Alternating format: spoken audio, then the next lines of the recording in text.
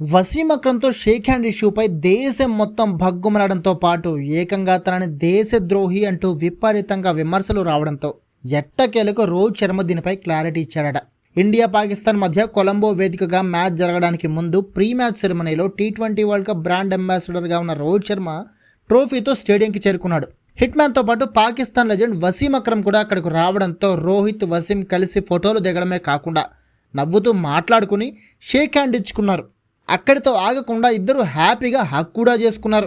ఇదే ఇండియన్ ఫ్యాన్స్కి మండుకొస్తుంది. ఒక పక్క పహల్గామ్ అటాక్కి నిరసనగా పాకిస్తాన్తో గతేడాది నుంచి team India no shake hand policy follow అవుతుంటే సిగ్గు లేకుండా వసీం అక్రమ్కి షేక్ హ్యాండ్ ఇవ్వడమే కాకుండా హక్ చేసుకుంటావా, నువ్వు దేశ ద్రోహివి అంటూ 3 రోజుల నుంచి సోషల్ మీడియాలో హిట్ మ్యాన్పై విపరీతంగా విమర్శలు, ట్రోల్స్ వస్తున్నాయి.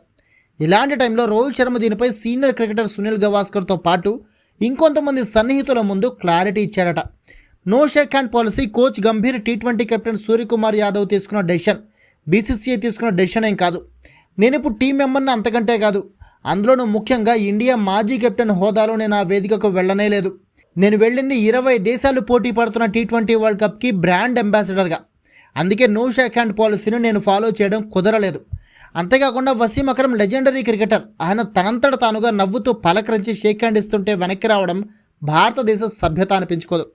అందుకే అలా చేశాను. ఎవరి మనోభావాలు దెబ్బతీయాలని కాదు, నన్ను దేశద్రోహి అనడం కరెక్ట్ కాదు అంటూ క్లారిటీ ఇచ్చినట్లు వార్తలు వస్తున్నాయి. అయితే దీనిపై అఫీషియల్ కన్ఫర్మేషన్ మాత్రం ఇంకా రాలేదు. కానీ రోహిత్ మాటల్లో కొంతవరకు నిజం ఉందనేది మాత్రం చాలామంది ఒప్పుకుంటున్నారు. మరి రోహిత్ అక్రమ్ షేక్ హ్యాండ్ ఇష్యూపై మీ ఒపీనియన్ ఏంటి? రోహిత్ ఇచ్చిన క్లారిటీతో మీరు ఏకీభవిస్తారా? కామెంట్ చేసి చెప్పండి.